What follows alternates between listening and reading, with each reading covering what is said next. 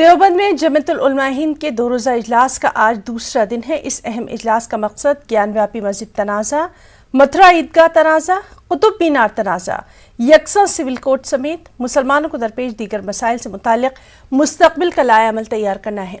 ज़राए के मुताबिक जल्द ही जमीयतुल उलमा के दोनों फरीकों के एक होने का इम्कान है। कल के इजलास में इस बात के वाज़े इशारे मिले थे। वाज़ेह है कि कल मौलाना महमूद मदनी ने कहा था कि अपने ही मुल्क में हमें अजनबी कर दिया गया। हुकूमतों की खामोशी पर भी उन्होंने तशवीश का इजहार किया था। उन्होंने कहा था कि अगर जरूरत पड़ी तो जेल भरो तहरीक शुरू की जाएगी।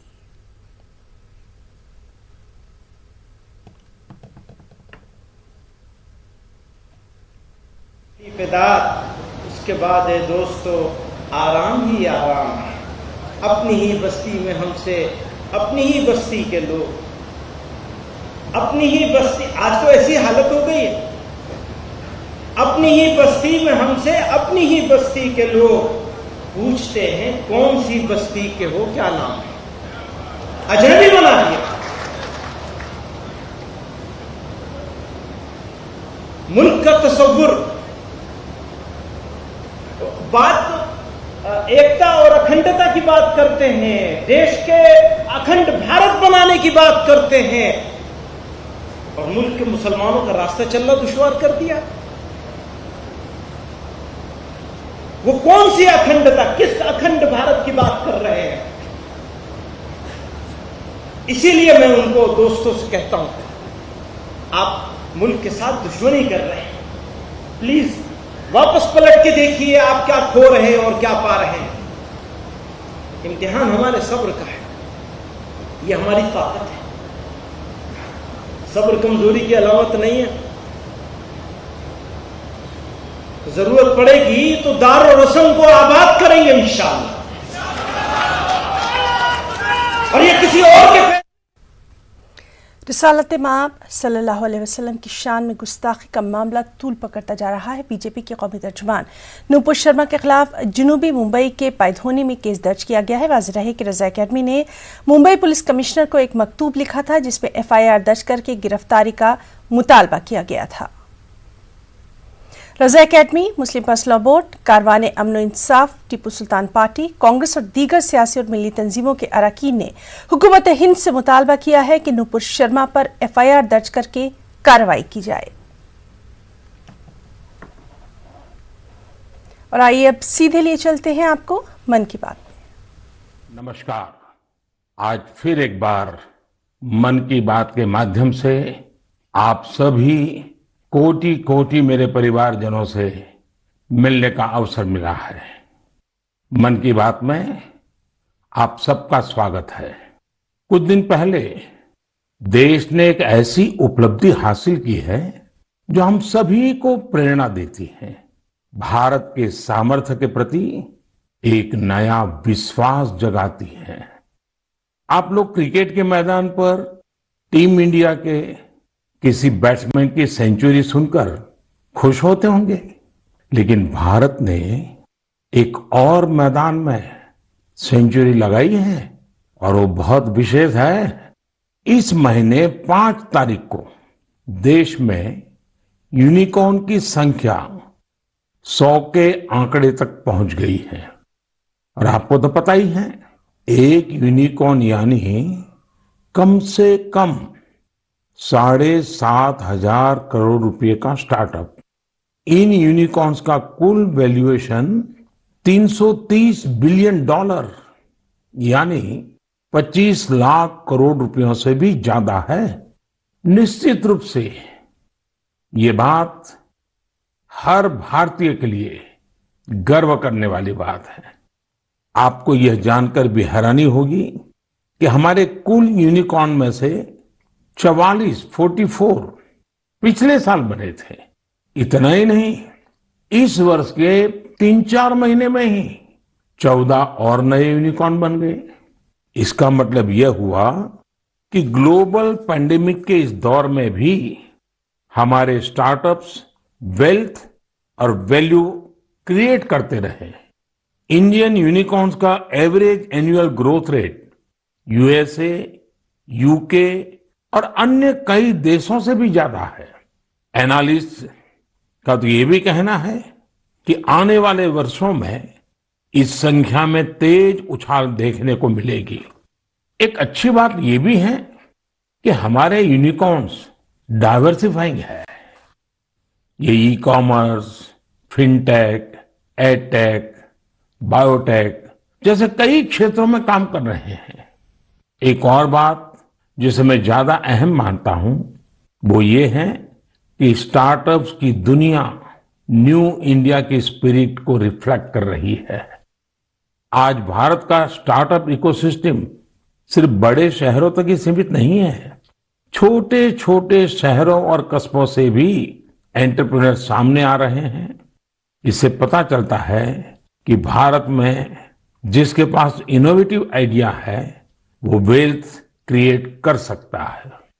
साथियों, देश की इस सफलता के पीछे देश की युवा शक्ति, देश के टैलेंट और सरकार सभी मिलकर के प्रयास कर रहे हैं। हर किसी का योगदान है।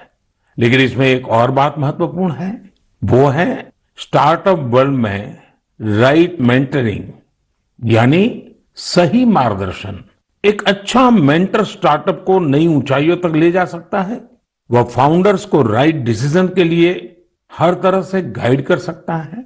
मुझे इस बात का गर्व है कि भारत में ऐसे बहुत से मेंटर्स हैं जिन्होंने स्टार्टअप्स को आगे बढ़ाने के लिए खुद को समर्पित कर दिया है। श्रीधर वेम्बू जी को हाल ही में पद्म सम्मान मिला है। वह खुद एक सफल एंटरप्रेन्योर है, लेकिन अब उन्होंने दूसरे एंटरप्रेन्योर को एनरूम करने का भी बीड़ा उठाया है। श्रीधर जी ने अपना काम ग्रामीण इलाके से शुरू किया है। वे ग्रामीण युवाओं को गांव में ही रहकर एक क्षेत्र में कुछ करने के लिए प्रोत्साहित कर रहे हैं। हमारे यहाँ मदन पड़ाकी जैसे लोग भी हैं जिन्होंने रूरल एंटरप्रेन्योर्स को बढ़ावा देने के लिए 2014 में वन ब्रिज नाम का प्लेटफॉर्म बनाया था।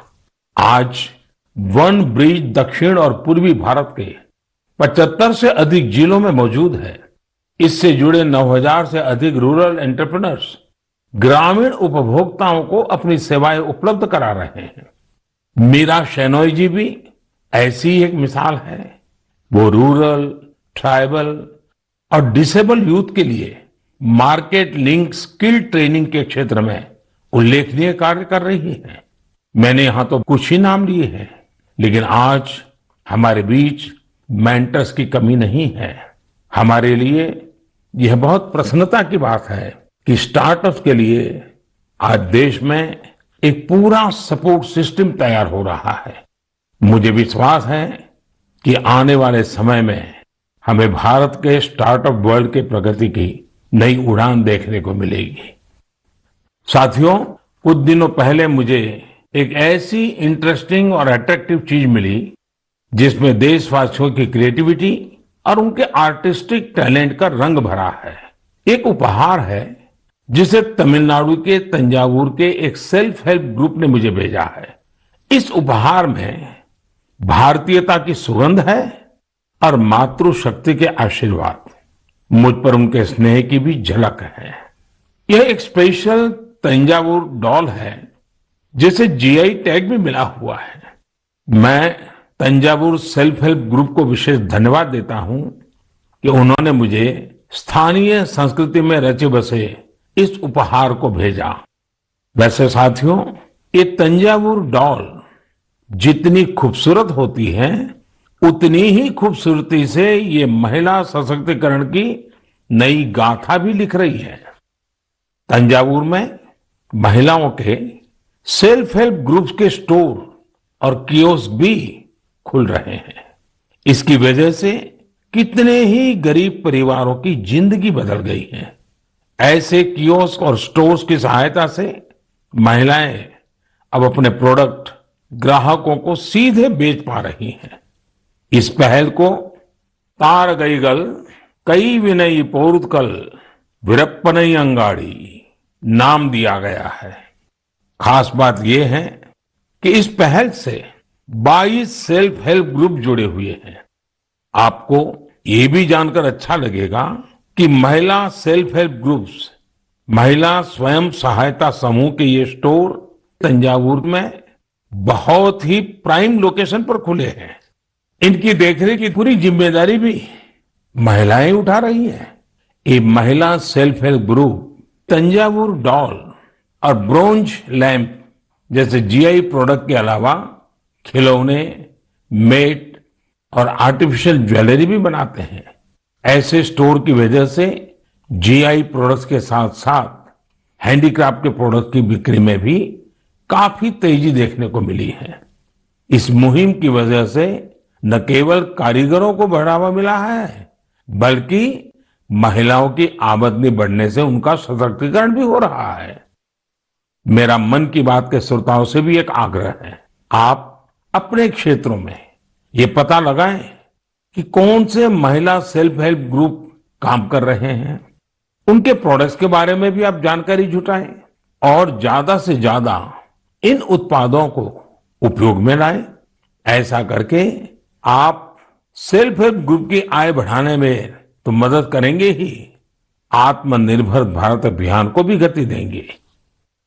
साथियों, हमारे देश में कई सारी भाषाओं, लिपियां और बोलियों का समृद्ध खजाना है। अलग अलग क्षेत्रों में अलग अलग पहनावा, खान पान और संस्कृति, ये हमारी पहचान है। ये डायवर्सिटी, ये विविधता एक राष्ट्र के रूप में हमें अधिक सशक्त करती है और एकजुट रखती है। इसी से जुड़ा एक बेहद प्रेरक उदाहरण है एक बेटी कल्पना का, जिसे मैं आप सभी के साथ साझा करना चाहता हूं। उनका नाम कल्पना है, लेकिन उनका प्रयास एक भारत श्रेष्ठ भारत की सच्ची भावना से भरा हुआ है। दरअसल कल्पना ने हाल ही में कर्नाटका में अपनी 10वीं की परीक्षा पास की है। लेकिन उनकी सफलता की बेहद खास बात यह है कि कल्पना को कुछ समय पहले तक कन्नड़ा भाषा ही नहीं आती थी। उन्होंने न सिर्फ 3 महीने में कन्नड़ा भाषा सीखी, बल्कि 92 नंबर भी मिला करके दिखाए। आपको ये जानकर हैरानी हो रही होगी, लेकिन ये सच है। उनके बारे में और भी कई बातें ऐसी हैं जो आपको हैरान भी करेगी और प्रेरणा भी देगी। कल्पना मूल रूप से उत्तराखंड के जोशीमठ की रहने वाली हैं। वे पहले टीबी से पीड़ित रही थी और जब वे 3री कक्षा में थी तभी उनकी आंखों की रोशनी भी चली गई थी। लेकिन कहते हैं ना, जहां चाह वहां राह। कल्पना बाद में मैसूरू की रहने वाली प्रोफेसर तारामूर्ति के संपर्क में आई, जिन्होंने न सिर्फ उन्हें प्रोत्साहित किया बल्कि हर तरह से उनकी मदद भी की। आज वो अपनी मेहनत से हम सब के लिए एक उदाहरण बन गई है। मैं कल्पना को उनके हौसले के लिए बधाई देता हूं। इसी तरह हमारे देश में कई ऐसे लोग भी हैं जो देश की भाषाई विविधता को मजबूत करने का काम कर रहे हैं। ऐसे ही एक साथी है पश्चिम बंगाल में पुरुलिया के श्रीपति टूडू जी। टूडू जी पुरुलिया की सिद्धो कानो बिरसा यूनिवर्सिटी में संथाली भाषा के प्रोफेसर हैं। उन्होंने संथाली समाज के लिए उनकी अपनी ओल्ड चिकी लिपि में देश के संविधान की कॉपी तैयार की है। श्रीपति टूडू जी कहते हैं कि हमारा संविधान हमारे देश के हर एक नागरिक को उनके अधिकार और कर्तव्य का बोध कराता है। इसलिए प्रत्येक नागरिक को इससे परिचित होना जरूरी है। इसलिए उन्होंने संथाली समाज के लिए उनकी अपनी लिपि में संविधान की कॉपी तैयार करके भेंट सौगात के रूप में दी है। मैं श्रीपति जी की सोच और उनके प्रयासों की सराहना करता हूं। ये एक भारत श्रेष्ठ भारत की भावना का जीवंत उदाहरण है। इस भावना को आगे बढ़ाने वाले ऐसे बहुत से प्रयासों के बारे में आपको एक भारत श्रेष्ठ भारत की वेबसाइट पर भी जानकारी मिलेगी। यहां आपको खान पान, कला, संस्कृति, पर्यटन समेत ऐसे कई विषयों पर एक्टिविटीज के बारे में पता चलेगा। आप इन एक्टिविटीज में हिस्सा भी ले सकते हैं। इससे आपको अपने देश के बारे में जानकारी भी मिलेगी और आप देश की विविधता को महसूस भी करेंगे। मेरे प्यारे देशवासियों, इस समय हमारे देश में उत्तराखंड के 4 धाम की पवित्र यात्रा चल रही है। 4 धाम और खासकर केदारनाथ में हर दिन हजारों की संख्या में श्रद्धालु वहां पहुंच रहे हैं। लोग अपनी 4 धाम यात्रा के सुखद अनुभव शेयर कर रहे हैं। लेकिन मैंने ये भी देखा कि श्रद्धालु केदारनाथ में कुछ यात्रियों द्वारा फैलाई जा रही गंदगी की वजह से बहुत दुखी भी है। सोशल मीडिया पर भी कई लोगों ने अपनी बात रखी है। हम पवित्र यात्रा में जाएं और वहां गंदगी का ढेर हो, ये ठीक नहीं। लेकिन साथियों, इन शिकायतों के बीच कई अच्छी तस्वीरें भी देखने को मिल रही हैं। जहां श्रद्धा है वहां सृजन और सकारात्मकता भी है। कई श्रद्धालु ऐसे भी हैं जो बाबा केदार के धाम में दर्शन पूजन के साथ साथ स्वच्छता की साधना भी कर रहे हैं। कोई अपने ठहरने के स्थान के पास सफाई कर रहा है, तो कोई यात्रा मार्ग से कूड़ा कचरा साफ कर रहा है। स्वच्छ भारत अभियान की टीम के साथ मिलकर कई संस्थाएं और स्वयंसेवी संगठन भी वहां काम कर रहे हैं। साथियों, हमारे यहाँ जैसे तीर्थ यात्रा का महत्व होता है, वैसे ही तीर्थ सेवा का भी महत्व बताया गया है। और मैं तो ये भी कहूंगा, तीर्थ सेवा के बिना तीर्थ यात्रा भी अधूरी है। देवभूमि उत्तराखंड में से कितने ही लोग हैं जो स्वच्छता और सेवा की इस साधना में लगे हुए हैं। रुद्रप्रयाग के रहने वाले श्रीमान मनोज बैंजवाल जी से भी आपको बहुत प्रेरणा मिलेगी। मनोज जी ने पिछले 25 वर्षों से पर्यावरण की देखरेख का बीड़ा उठा रखा है। वो स्वच्छता की मुहिम चलाने के साथ ही पवित्र स्थलों को प्लास्टिक मुक्त करने में भी जुटे रहते हैं। वहीं गुप्त काशी में रहने वाले सुरेंद्र बगवाड़ी जी ने भी स्वच्छता को अपना जीवन मंत्र बना लिया है। वो गुप्त काशी में नियमित रूप से सफाई कार्यक्रम चलाते हैं और मुझे पता चला है इस अभियान का नाम भी उन्होंने मन की बात रख लिया है। ऐसे ही देवर गांव की चंपा देवी जी पिछले 3 साल से अपने गांव की महिलाओं को कूड़ा प्रबंधन यानी वेस्ट मैनेजमेंट सिखा रही है। चंपा जी ने सैकड़ों पेड़ भी लगाए हैं और उन्होंने अपने परिश्रम से एक हरा भरा वन तैयार कर दिया है। साथियों, ऐसे ही लोगों के प्रयासों से देवभूमि और तीर्थों की वो दैवीय अनुभूति बनी हुई है, जिसे अनुभव करने के लिए हम वहां जाते हैं। इस देवत्व और आध्यात्मिकता को बनाए रखने की जिम्मेदारी हमारी भी तो है। अभी हमारे देश में 4 धाम यात्रा के साथ साथ आने वाले समय में अमरनाथ यात्रा, पंढरपुर यात्रा और जगन्नाथ यात्रा जैसी कई यात्राएं होगी। सावन मास में तो शायद हर गांव में कोई न कोई मेला लगता है। साथियों, हम जहां कहीं भी जाए, इन तीर्थ क्षेत्रों की गरिमा बनी रहे। शुचिता, साफ सफाई, एक पवित्र वातावरण, हमें इसे कभी नहीं भूलना है। उसे जरूर बनाए रखें और इसलिए जरूरी है कि हम स्वच्छता के संकल्प को याद रखें। कुछ दिन बाद ही 5 जून को विश्व पर्यावरण दिवस के रूप में मनाता है। पर्यावरण को लेकर हमें अपने आसपास की सकारात्मक अभियान चलानी चाहिए और ये निरंतर करने वाला काम है। आप इस बार सबको साथ जोड़कर स्वच्छता और वृक्षारोपण के लिए कुछ प्रयास जरूर करें। आप खुद भी पेड़ लगाइए और दूसरों को भी प्रेरित करिए। मेरे प्यारे देशवासियों, अगले महीने 21 जून को हम 8वां अंतर्राष्ट्रीय योग दिवस मनाने वाले हैं। इस बार योग दिवस की थीम है योगा फॉर ह्यूमैनिटी। मैं आप सभी से योग दिवस को बहुत ही उत्साह के साथ मनाने का आग्रह करूंगा। हाँ, कोरोना से जुड़ी जरूरी सावधानियां भी बरतें। वैसे अब तो पूरी दुनिया में कोरोना को लेकर हालत पहले से कुछ बेहतर लग रहे हैं। अधिक से अधिक वैक्सीनेशन कवरेज की वजह से अब लोग पहले से कहीं ज्यादा बाहर भी निकल रहे हैं। इसलिए पूरी दुनिया में योग दिवस को लेकर काफी तैयारियां भी देखने को मिल रही हैं।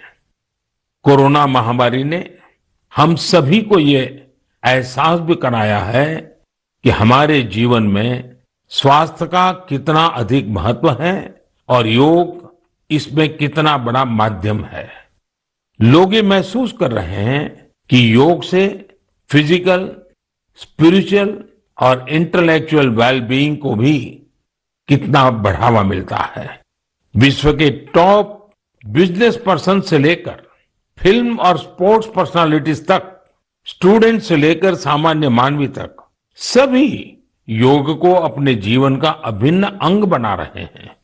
मुझे पूरा विश्वास है कि दुनिया भर में योग की बढ़ती लोकप्रियता को देखकर आप सभी को बहुत अच्छा लगता होगा। साथियों, इस बार देश विदेश में योग दिवस पर होने वाले कुछ बेहद इनोवेटिव उदाहरणों के बारे में मुझे जानकारी मिली है। इन्हीं में से एक है गार्डियन रिंग। एक बड़ा ही यूनिक प्रोग्राम होगा। इसमें मूवमेंट ऑफ सन को सेलिब्रेट किया जाएगा, यानी सूरज जैसे जैसे यात्रा करेगा, धरती के अलग अलग हिस्सों से हम योग के जरिए उसका स्वागत करेंगे। अलग अलग देशों में इंडियन मिशंस वहां के लोकल टाइम के मुताबिक सूर्योदय के समय योग कार्यक्रम आयोजित करेंगे। एक देश के बाद दूसरे देश से कार्यक्रम शुरू होगा। पूरब से पश्चिम तक निरंतर यात्रा चलती रहेगी। फिर ऐसे ही ये आगे बढ़ता रहेगा। इन कार्यक्रमों की स्ट्रीमिंग भी इसी तरह एक के बाद एक जुड़ती जाएगी, यानी ये एक तरह का रिले योगा स्ट्रीमिंग इवेंट होगा। आप भी इसे जरूर देखिएगा। साथियों, हमारे देश में इस बार अमृत महोत्सव को ध्यान में रखते हुए देश के 75 प्रमुख स्थानों पर भी अंतर्राष्ट्रीय योग दिवस का आयोजन होगा। इस अवसर पर कई संगठन और देशवासी ने अपने अपने स्तर पर अपने अपने क्षेत्र की खास जगहों पर कुछ न कुछ इनोवेटिव करने की तैयारी कर रहे हैं। मैं आपसे भी यह आग्रह करूंगा, इस बार योग दिवस मनाने के लिए आप अपने शहर, कस्बे या गांव की किसी ऐसी जगह चुने जो सबसे खास हो। ये जगह कोई प्राचीन मंदिर और पर्यटन केंद्र हो सकता है, या फिर किसी प्रसिद्ध नदी, झील या तालाब का किनारा भी हो सकता है। इससे योग के साथ साथ आपके क्षेत्र की पहचान भी बढ़ेगी और पर्यटन को भी बढ़ावा मिलेगा। इस समय योग दिवस को लेकर 100-डे काउंटडाउन भी जारी है, या यूं कहें कि निजी और सामाजिक प्रयासों से जुड़े कार्यक्रम 3 महीने पहले ही शुरू हो चुके हैं। जैसा कि दिल्ली में 100वें दिन और 75वें दिन के काउंटडाउन प्रोग्राम हुए हैं, वहीं असम के शिवसागर में 50वें और हैदराबाद में 25वें काउंटडाउन इवेंट आयोजित किए गए। मैं चाहूंगा कि आप भी अपने यहां अभी से योग दिवस की तैयारियां शुरू कर दीजिए। ज्यादा से ज्यादा लोगों से मिलिए। हर किसी को योग दिवस के कार्यक्रम में जुड़ने के लिए आग्रह कीजिए, प्रेरित कीजिए। मुझे पूरा भरोसा है कि आप सभी योग दिवस में बढ़ चढ़कर हिस्सा लेंगे, साथ ही योग को अपने दैनिक जीवन में भी अपनाएंगे। साथियों, कुछ दिन पहले मैं जापान गया था। अपने कई कार्यक्रमों के बीच मुझे कुछ शानदार शख्सियतों से मिलने का मौका मिला। मैं मन की बात में आपसे उनके बारे में चर्चा करना चाहता हूं। वे लोग हैं तो जापान के, लेकिन भारत के प्रति इनमें गजब का लगाव और प्रेम है। इनमें से एक है हिरोशी कोइके जी। जो एक जाने माने आर्ट डायरेक्टर है। आपको ये जानकर बहुत ही खुशी होगी कि इन्होंने महाभारत प्रोजेक्ट को डायरेक्ट किया है। इस प्रोजेक्ट की शुरुआत कंबोडिया में हुई थी और पिछले 9 सालों से ये निरंतर जारी है। हिरोशी कोइके जी हर काम बहुत ही अलग तरीके से करते हैं। वे हर साल एशिया के किसी देश की यात्रा करते हैं और वहां लोकल आर्टिस्ट और म्यूजिशियंस के साथ महाभारत के कुछ हिस्सों को प्रोड्यूस करते हैं। इस प्रोजेक्ट के माध्यम से उन्होंने इंडिया, कंबोडिया और इंडोनेशिया सहित 9 देशों में प्रोडक्शन किए हैं और स्टेज परफॉर्मेंस भी दी है। हिरोशी कोइके जी उन कलाकारों को एक साथ लाते हैं जिनका क्लासिकल और ट्रेडिशनल एशियन परफॉर्मिंग आर्ट्स में डाइवर्स बैकग्राउंड रहा है। इस वजह से उनके काम में विविध रंग देखने को मिलते हैं। इंडोनेशिया, थाईलैंड, मलेशिया और जापान के परफॉर्मर्स जावा नृत्य, बाली नृत्य, थाई नृत्य के जरिए इसे और आकर्षक बना देते हैं। खास बात यह है कि इसमें प्रत्येक परफॉर्मर अपनी ही मातृभाषा में बोलता है और कोरियोग्राफी बहुत ही खूबसूरती से इस विविधता को प्रदर्शित करती है। और म्यूजिक की डाइवर्सिटी इस प्रोडक्शन को और जीवंत बना देती है। उनका उद्देश्य इस बात को सामने लाना है कि हमारे समाज में डाइवर्सिटी और को एग्जिस्टेंस का क्या महत्व है और शांति का रूप वास्तव में कैसा होना चाहिए। इनके अलावा मैं जापान में जिन अन्य 2 लोगों से मिला वे हैं आत्सुशी मात्सुओ जी और केंजी योशी जी। ये दोनों ही टेम प्रोडक्शन कंपनी से जुड़े हैं। इस कंपनी का संबंध रामायण की उस जापानीज एनिमेशन फिल्म से है जो 1993 में रिलीज हुई थी। यह प्रोजेक्ट जापान के बहुत ही मशहूर फिल्म डायरेक्टर यूगो साकोजी से जुड़ा हुआ था। करीब 40 साल पहले 1983 में उन्हें पहली बार रामायण के बारे में पता चला था। रामायण उनके हृदय को छू गई, जिसके बाद उन्होंने इस पर गहराई से रिसर्च शुरू कर दी। इतना ही नहीं, उन्होंने जापानी भाषा में रामायण के 10 वर्जन्स पढ़ डाले और वो इतने पर ही नहीं रुके, वे इसे एनिमेशन में भी उतारना चाहते थे। इसमें इंडियन एनिमेटर्स ने भी उनकी काफी मदद की। उन्हें फिल्म में दिखाए गए भारतीय रीति रिवाजों और परंपराओं के बारे में गाइड किया गया।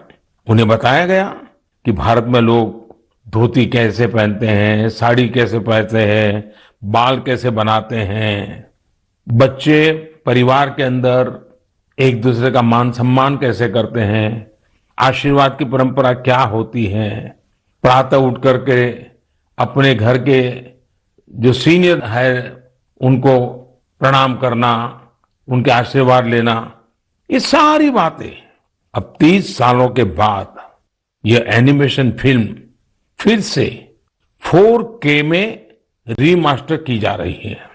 इस प्रोजेक्ट के जल्द ही पूरा होने की संभावना है। हमसे हजारों किलोमीटर दूर जापान में बैठे लोग जो न हमारी भाषा जानते हैं, जो न हमारी परंपराओं के बारे में उतना जानते हैं, उनका हमारी संस्कृति के लिए समर्पण, ये श्रद्धा, ये आदर बहुत ही प्रशंसनीय है। कौन हिंदुस्तानी इस पर गर्व नहीं करेगा। मेरे प्यारे देशवासियों, स्व से ऊपर उठकर समाज की सेवा का मंत्र, सेल्फ फॉर सोसाइटी का मंत्र हमारे संस्कारों का हिस्सा है। हमारे देश में अनगिनत लोग इस मंत्र को अपना जीवन ध्येय बनाए हुए हैं। मुझे आंध्र प्रदेश में मरकापुरम में रहने वाले एक साथी राम भूपाल रेड्डी जी के बारे में जानकारी मिली है। आप जानकर हैरान रह जाएंगे कि राम भूपाल रेड्डी जी ने रिटायरमेंट के बाद मिलने वाली अपनी सारी कमाई बेटियों की शिक्षा के लिए दान कर दी है। उन्होंने करीब करीब 100 बेटियों के लिए सुकन्या समृद्धि योजना के तहत खाते खुलवाए और उसमें अपने 25 लाख से ज्यादा रुपए जमा करवा दिए। ऐसे ही सेवा का एक और उदाहरण यूपी में आगरा के कचौरे गांव का है। काफी साल से इस गांव में मीठे पानी की किल्लत थी। इस बीच गांव के एक किसान कुंवर सिंह को गांव से 6-7 किलोमीटर दूर अपने खेत में मीठा पानी मिल गया। ये उनके लिए बहुत खुशी की बात थी। उन्होंने सोचा क्यों न इस पानी से बाकी सभी गांववासियों की भी सेवा की जाए। लेकिन खेत से गांव तक पानी ले जाने के लिए 30-32 लाख रुपए चाहिए थे। कुछ समय बाद कुंवर सिंह के छोटे भाई श्याम सिंह सेना से रिटायर होकर गांव आए तो उन्हें ये बात पता चली। उन्होंने रिटायरमेंट पर मिली अपनी सारी धनराशि इस काम के लिए सौंप दी और खेत से गांव तक पाइपलाइन बिछाकर गांव वालों के लिए मीठा पानी पहुंचाया। अगर लगन हो, अपने कर्तव्यों के प्रति गंभीरता हो, तो एक व्यक्ति भी कैसे पूरे समाज का भविष्य बदल सकता है, ये प्रयास इसकी बड़ी प्रेरणा है। हम कर्तव्य पथ पर चलते हुए ही समाज को सशक्त कर सकते हैं, देश को सशक्त कर सकते हैं। आजादी के इस अमृत महोत्सव में यही हमारा संकल्प होना चाहिए और यही हमारी साधना भी होनी चाहिए, और जिसका एक ही मार्ग है कर्तव्य, कर्तव्य और कर्तव्य। मेरे प्यारे देशवासियों, आज मन की बात में हमने समाज से जुड़े कई महत्वपूर्ण विषयों पर चर्चा की। आप सब अलग अलग विषयों से जुड़े महत्वपूर्ण सुझाव मुझे भेजते हैं और उन्हीं के आधार पर हमारी चर्चा आगे बढ़ती है। मन की बात के अगले संस्करण के लिए अपने सुझाव भेजना भी मत भूलिएगा। इस समय आजादी के अमृत महोत्सव से जुड़े जो कार्यक्रम चल रहे हैं, जिन आयोजन में आप शामिल हो रहे हैं, उनके बारे में भी मुझे जरूर बताइए। नमो ऐप और माय गॉव पर मुझे आपके सुझावों का इंतजार रहेगा। अगली बार हम एक बार फिर मिलेंगे, फिर से देशवासियों से जुड़े ऐसे ही विषयों पर बातें करेंगे। आप अपना ख्याल रखिए और अपने आसपास सभी जीव जंतुओं का भी ख्याल रखिए। गर्मियों के इस मौसम में आप पशु पक्षियों के लिए खाना पानी देने का अपना मानवीय दायित्व भी निभाते रहें, ये जरूर याद रखिएगा। तब तक के लिए बहुत बहुत धन्यवाद। इस न्यूज हेडलाइंस के प्रायोजक पेट सफा